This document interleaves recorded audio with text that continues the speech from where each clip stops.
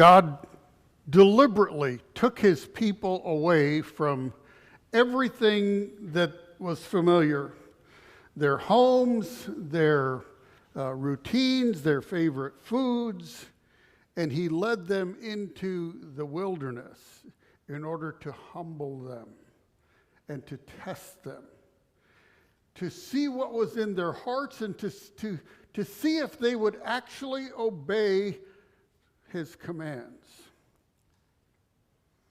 You would think they would have. I mean, the Israelites experienced freedom for the first time in 400 years, and you would think that a miracle like that would prompt an instant national revival. I mean, shouldn't it be easy to submit to a God who defeated this Pharaoh who had enslaved you and abused you, and then this God opens up a way through the Red Sea?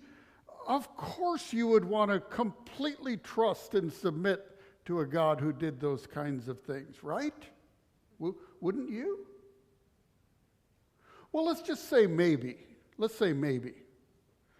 Because it turned out the Israelites carried a lot more with them into the wilderness than Egyptian gold and silver. They took with them more than bread dough, more than sheep and goats and personal belongings. It turns out they carried on their backs other baggage that was actually invisible. And to make matters worse, their leader Moses also carried an inconspicuous but very heavy burden of his own, and nobody knew. Picture Moses with a sack of potatoes on his back. Picture Moses carrying this sack of potatoes hundreds of miles and for 40 years. This is what we'll see today as we look at Numbers chapter 20. And I think in the process we will see not just Moses and the people of Israel, but I think we'll see ourselves, and we'll see some of the stuff that we carry, stuff that hinders our relationships with each other and hampers our relationship with God and hampers our ability to trust him and to worship him. One of the enduring images from the old classic, John Bunyan's classic Pilgrim's Progress, is the one of Bunyan's character, Christian, walking along. It doesn't matter what the illustration is, whether it was from the 17th century woodcut or modern illustrations. They always have this picture. Christian walking along, reading this book, turns out it was the Bible, reading this book, but carrying on his back this heavy bundle. Now, I don't know what cloth Christian's burden was made out of, but bags that are woven from the fibers of jute or sisal plants, they've been around for a long, long time. When my dad used to read us this book at bedtime, I always felt sorry for Christian having to carry that heavy gunny sack, because I knew how heavy gunny sacks could be. When I was growing up, we had a garden, had a great garden. Alaska's 24-hour sunlight or daylight in the summertime lets the cold weather crops grow really, really fast. And so about this time of year, mid-August, we'd be harvesting our garden produce. And so we would stuff into gunny sacks carrots and turnips and potatoes. And then we had to move the gunny sacks from the garden area over behind the church to our dirt basement, get them into the dirt basement, and then from the basement there was a small opening that we had to shove these gunny sacks through. That was into our root cellar. One at a time, shove these bags into the root cellar. It was hard work. And on the way out of Egypt, the freed slaves were working hard. They took with them all that they could carry. And now my guess is that Moses, being the top dog, being the leader, probably was not carrying bread dough or animal feed on his back, but he shouldered the weight of leadership. It was his job to organize and to protect and to provide for this massive group of people. And of course, it was his job to be the judge, the adjudicator in disputes. Not easy. If you've ever organized and led anything from a work project to a Bible study or to a sports team, sports league, you know that leaders give far more than anybody knows. Good reminder, before you go off on that soccer coach, try doing it yourself. Just try it for one season. When you're the one where the buck stops with you, when you're the one responsible, you have to make the phone calls, send the text messages, send the emails, and make sure you communicate everything that anybody could possibly imagine wanting to know, even if you don't know.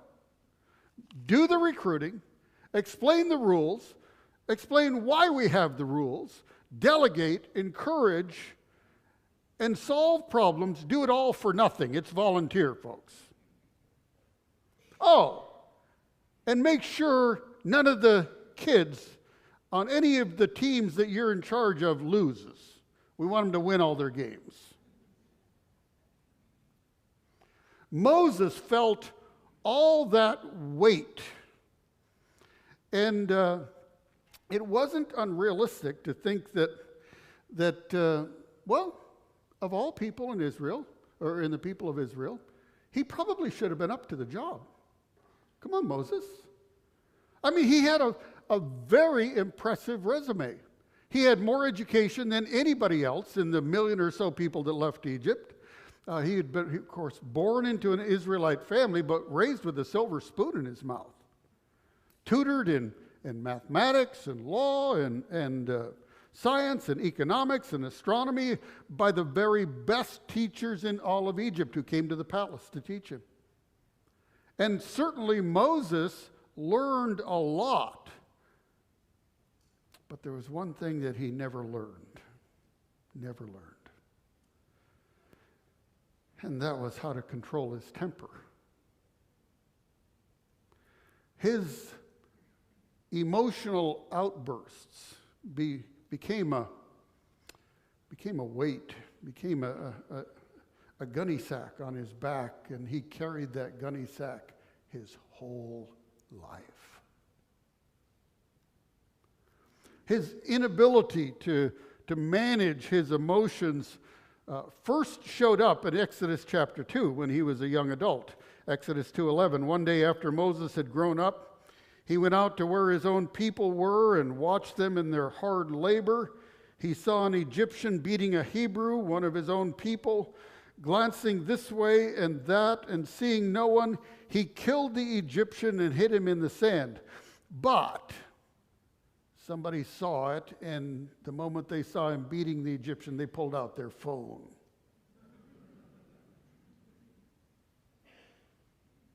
The video goes all over Egypt on social media, and before you know it, Moses is a felon on the lam. Now, this text says he hid the body, but it's really more like he carried the body on his back as he fled Egypt. And he spent the next 40 years incognito in the Midian desert, herding sheep. And now, I'm sure he learned a lot about sheep. He didn't know much about sheep, didn't learn that in the palace. I'm sure he learned a lot about sheep, but he didn't learn anything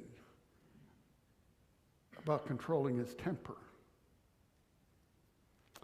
Then one day God spoke to Moses out of the burning bush.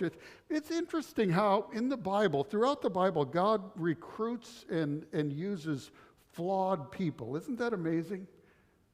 I'll tell you, for one, I'm glad, and you should be too. He uses flawed people. Moses was at least middle age when God sent him back to Egypt, where he has these 9 meetings, 9 confrontations with Pharaoh. Says, what did he say? Let my people go. And Pharaoh said, no, he didn't. Pharaoh said, no. Moses says, let my people go. And Pharaoh said, no. Not on your life. No way. So God sent plagues, devastating plagues. And just before the 10th and the worst plague, Moses goes to Pharaoh one last time. Exodus chapter 11. Moses said, this is what the Lord says. About midnight I will go throughout Egypt. Every firstborn son in Egypt will die. Verse 6 says, there will be loud wailing throughout Egypt, worse than there has ever been, ever will be again. Skip down to verse 8.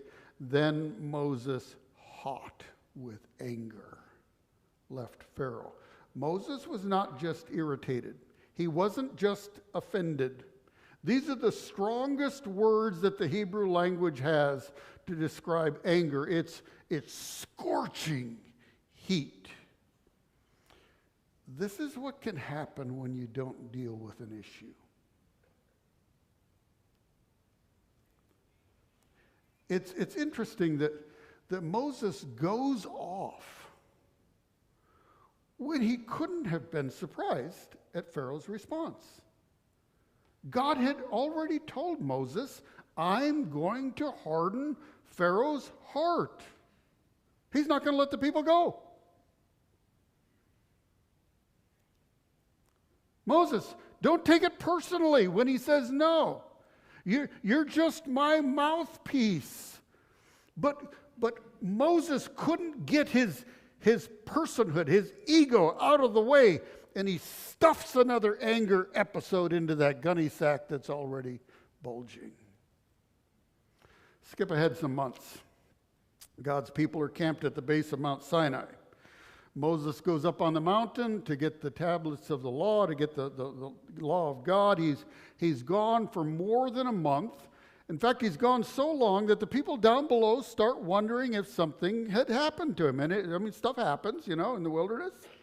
And they start getting antsy. And then somebody has an idea. Hey, just a thought. Remember those golden calves that the Egyptians used to make? And then they dance around the golden calves, and it sure looked like they were having a lot of fun. We were never able to participate, but there's no Egyptians here. They're not going to see it. I mean, how about if we make our own golden calf? And we've got plenty of gold from Egypt. Let's melt it down, make our own golden calf. What else have we got to do? See, God took them into the wilderness to test them and to see if they would obey his commands, and they're about to fail the test. Their faith was not very strong. So quickly after the miracle that God did, they reverted back to what was familiar and what looked like fun in Egypt. And so while Moses is up in the clouds getting God's law, the Israelites are partying around an idol. On day 41, Moses comes down from the mountain. Exodus 32:15. Moses turned and went down the mountain with the 2 tablets of the covenant of law in his hands. They were inscribed on both sides, front and back. The tablets were the work of God. The writing was the writing of God, engraved on the tablets. And I'm sure that Moses cannot wait to show everybody God's handwriting. Wow. I imagine him clutching these slates tightly to his chest as he works his way down through the brush. But watch what happens. Verse 19. When Moses approached the camp and saw the calf and the dancing, his anger burned. Literally, the Hebrew says his face was on fire. And he threw the tablets out of his hands, breaking them to pieces at the foot of the mountain.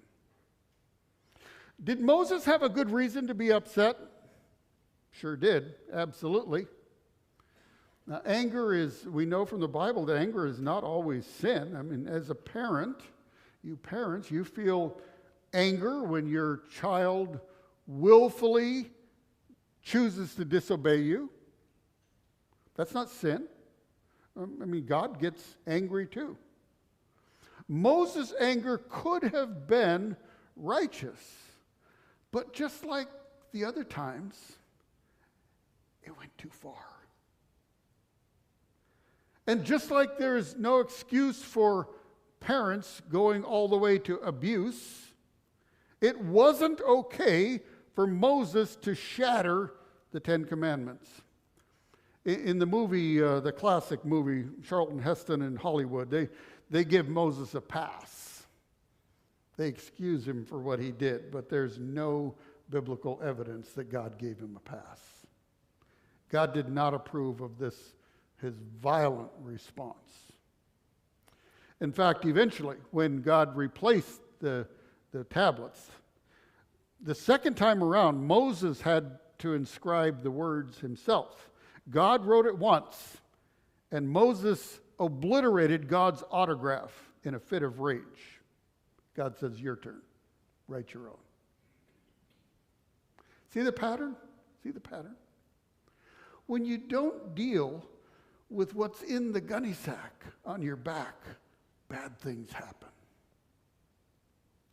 Now I want to skip ahead many years to Numbers chapter 20, where Moses is going to lose it again.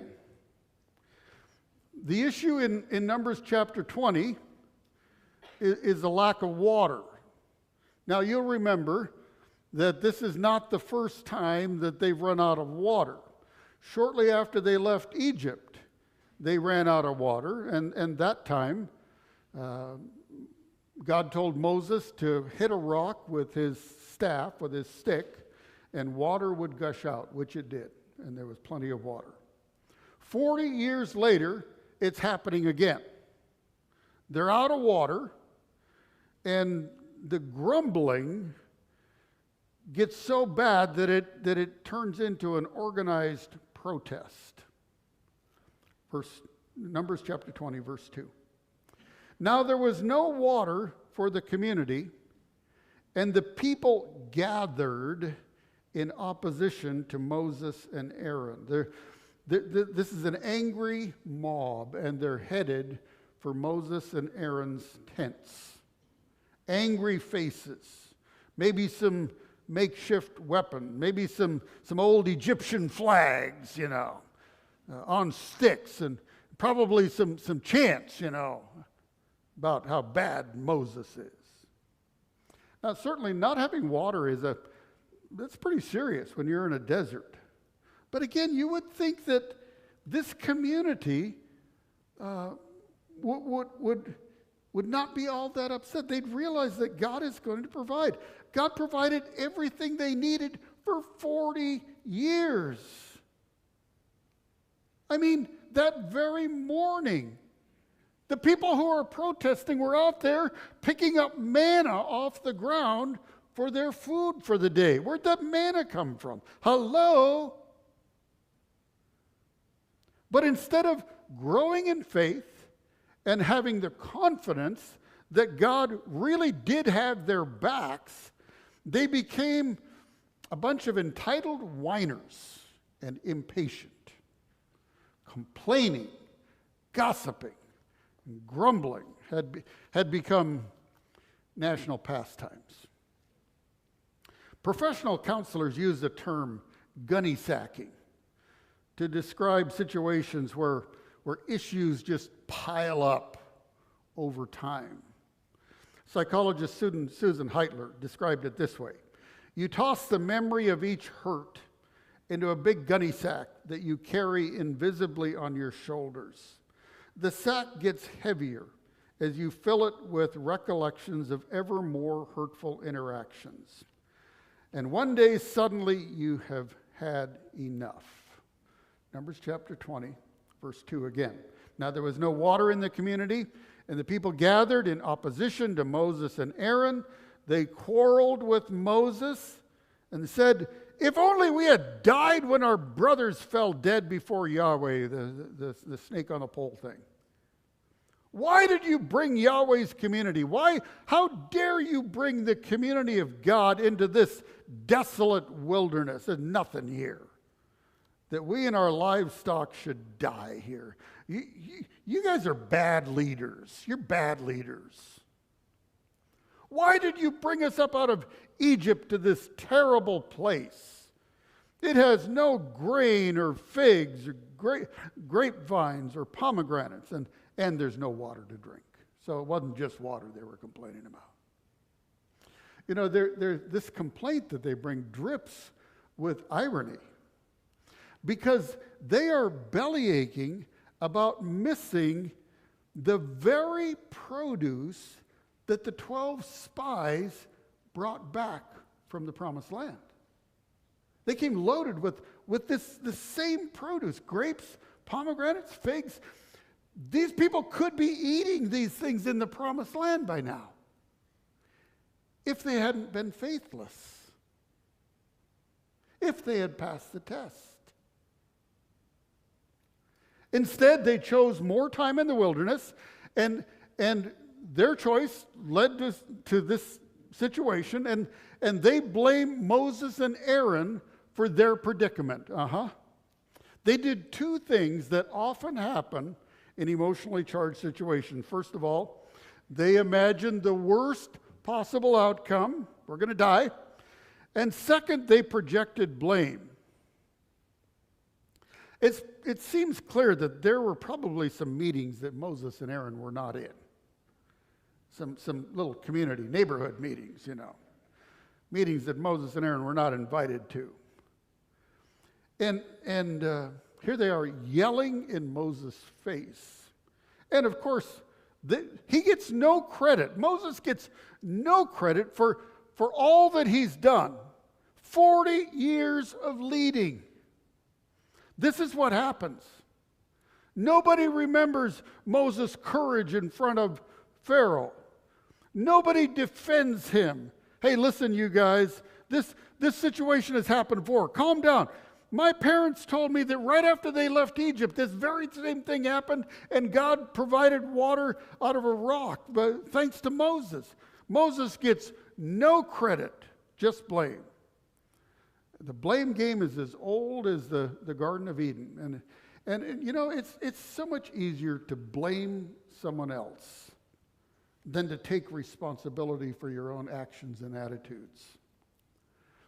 And after 40 years of peacemaking and bridge building and providing and advocating, Moses is not just old, he's fed up.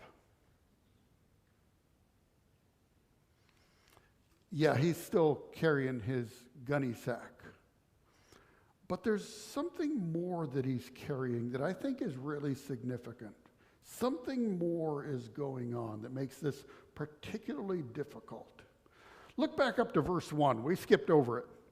Verse 1 says, "In the first month, the whole Israelite community arrived at the desert of Zin. They stayed at Kadesh. There Miriam died and was buried." Just a short sentence. Miriam died. Who is Miriam? Well, it turns out this protest over the lack of water could not have come at a worse time for Moses. He had just buried the older sister who had been beside him ever since he was a baby floating in the Nile River. Miriam had always been there. You could count on her. After they crossed the Red Sea, it was Miriam who wrote the song that everybody was singing and worshiping God. Yeah, they had some sibling rivalries along the way. Most siblings do. But Miriam was a rock. She was a key support to Moses throughout the wilderness journey. And now she's gone. And Moses feels it. When you lose someone significant, I can tell you that your grief lingers long after most other people have moved on. Isn't that true? It's true. I see it all the time when I do funerals. And it always feels wrong to me that once the body is in the ground and once the service is over, we kind of think people should buck up. I mean, come on, it's life, you know? Those of you who have lost loved ones know exactly what I'm talking about. Your employer, they very generously give you 3 or 4 days of bereavement leave. Thank you very much. That's nice. You go back to work and your coworkers are uncomfortable. A few of them might say, sorry, or put a hand on your shoulder, doing okay? What they mean is, I hope you're over this. But most don't know what to say, so they don't say anything at all, and it's just hard. You know, when you think about it, it's really rather rude to die in our culture. It really is. It interrupts things, and we don't like being interrupted. When you lose someone, we want you to get over it, or at least pretend, because we have work to do. We have a plan. We have plans. We have a schedule. So Moses lost his sister. That's why it's in this. It's right here, just juxtaposed in this text. He loses his sister. And while he's still grieving her death, here comes this mob of complainers. He didn't have a lot of emotional energy left. And Moses and Aaron initially responded admirably. I mean, they went to God and they humbly asked assistance. Verse 6. Moses and Aaron went from the assembly to the entrance of the tent of meeting and fell face down, and the glory of the Lord appeared to them. And in that meeting, God provided a solution to the emergency, and his instructions to Moses were specific. He said, take the staff. Ever since Moses' walking stick turned into a snake in front of Pharaoh, that staff, that stick had symbolized God's power and presence. Take the staff, and you and your brother Aaron, older brother Aaron, gather the assembly together, and while everybody's watching, speak to that rock, and it will pour out its water. You will bring water out of the rock for the community so that they and their livestock can drink. So Moses took the staff from the Lord's presence. Interesting phrase. Apparently, that staff was kept in a special place in the tabernacle. We know Aaron's rod that budded was in the Ark of the Covenant, but Moses' staff was somewhere special too. He took the staff just as he commanded him. So far, so good. But here's where things go south. Moses' gunny sack burst open. He's grieving. He's tired of always having to be the strong one, the mature one, the godly one. Numbers 20:10. He and Aaron gathered the assembly together in front of the rock, and Moses said to them, listen, you rebels, you obstinate brutes. Must we bring the water out of this rock? I don't think God told him to say that. In fact, you get the sense that he may have said a lot more that's not included in our text. Then Moses raised up his arm and angrily struck the rock twice with his staff. Deja vu. So why did Moses hit the rock? Was it because his sister died? Was it because the people were rebellious? When something triggers you, the real cause, the root cause, is often not what it appears. If the glass of milk spills, don't blame the milk. I mean, your roommate leaves dirty socks right in the middle of the floor, drives you nuts. Didn't they have any upbringing in their home? I mean, you've tried to explain that it's embarrassing when other people come into your dorm room and they see the socks on the floor. But to your roommate, dirty socks, they're not a hazard. It's okay. And the roommate's response is, you just need to chill out. So you don't mention the socks again, but that's not it either. I mean, it's also the dirty dishes in the sink, and it's the shirts that are draped over chairs instead of hung on hangers, and it's the fact that they never vacuum and never clean the toilet and always leave the bathroom light on. And worst of all, they don't appreciate everything that you do to make up for the fact that they're a stinking slob. It's not the socks. And in Numbers chapter 20, wasn't really the water. This passage leaves us with three important lessons, and I'll close with these three things. Number one, when you don't deal with issues, they will crop up again. Moses' issue was unresolved anger. That may not be yours. Yours may be the fact that for most of your life, you've been kind of a bully. Maybe not physically, but you have a long habit of cutting people down with words to get your way and to control them. Your gunny sack may be full of dishonesty. I mean, gray areas. You may be good at lying. You've misrepresented so many situations that you can't even remember them all. Your issue could be an alcohol addiction, drugs, either legal or illegal. Could be narcissism, and maybe a good friend even tried to point it out at one time, but you brushed them off. Could be pride that masks deep insecurity. I will say this, that it's very hard to get the gunny sack off your back alone. Almost impossible. The best and the very first thing that you should do, and you know this, is admit your sin. Come to terms with, okay, I got a gunny sack on my back. Call sin what it is and ask Christ to forgive you. Ask him to come into your life to take over and start cleaning things up from the inside out. The Bible calls this process sanctification. Big word. It just means becoming holy. When you give your life to Christ, the Holy Spirit actually comes in and lives inside of you. And when you're tempted to stuff more in the gunny sack, the Spirit will poke you and say, are you sure you want to do that? I don't think you do. You need to know Christ. You need to know God's Word. The Bible is our best and final authority for life and godliness. And you may need the help of a friend, someone to come alongside you, somebody who cares about you and wants the best for you, a Christian friend, or maybe somebody that you know in the church, perhaps one of our elders. I know they would all be willing to help.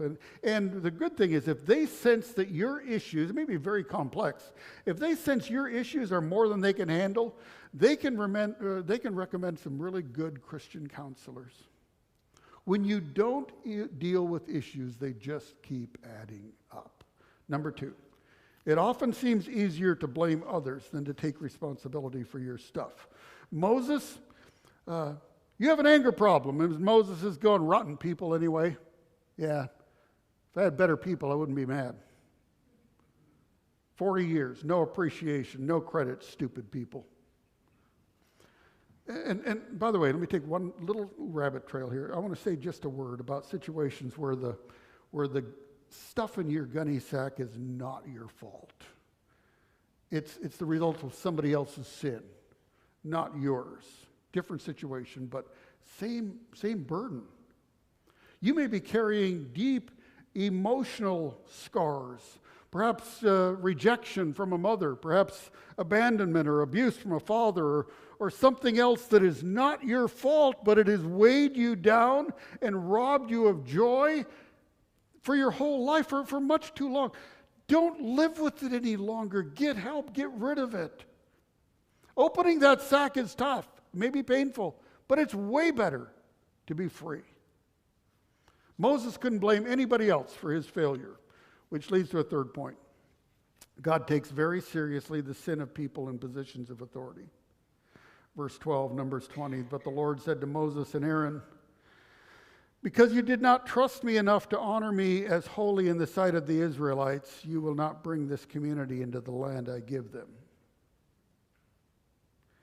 Moses, because you did not learn, you will not go into the promised land. That's tough.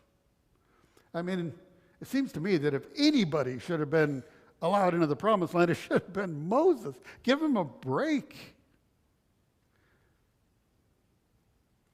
The book of Deuteronomy goes on to say that 3 times Moses appealed the sentence. Finally, God told him, Moses, don't pray for that anymore. Not going to happen. I've made up my mind.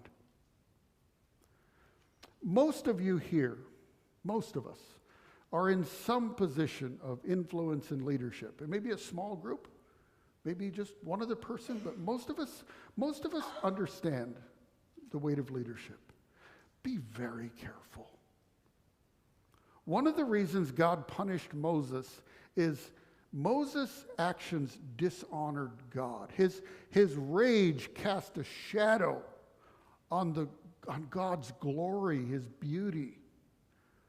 Moses didn't realize that if he had just focused on God's glory and pointed to God and worshiping him, instead of putting his own feelings out there all the time, the outcome would have been completely different. Eric and the music team are going to come up and teach us a worship song that I first heard about a month ago when I was visiting another church. And basically this song says, life works best if we humble ourselves and if we learn from the tests and if we glorify God. I want to show you the lyrics because it's a new song and sometimes you get focused on the tune and you don't grasp the lyrics. Look at these lyrics. I have seen my Father's glory revealed in Jesus Christ. And the more that I behold him, the more he satisfies. When I gaze upon his beauty, when I see him as I should, then my eyes are lifted upward, not inward, for his glory and my good. There is hope in every wilderness trial, for I can trust the Lord. He will turn my heart towards him and help me bear the thorns. So in faith I follow Jesus on the road not understood, for I know that he is working for his glory and my good. Stand and let's sing it together. And our final blessing today is also from the book of Numbers. In Numbers chapter 6, God told Moses to give this benediction to his older brother Aaron and have Aaron speak this benediction over the people. May the Lord bless you and keep you. The Lord make his face to shine on you and be gracious to you. May the Lord turn his face toward you and give you peace. In the name of the Father and the Son and the Holy Spirit. Amen. The Lord bless you. Go in peace to serve the Lord.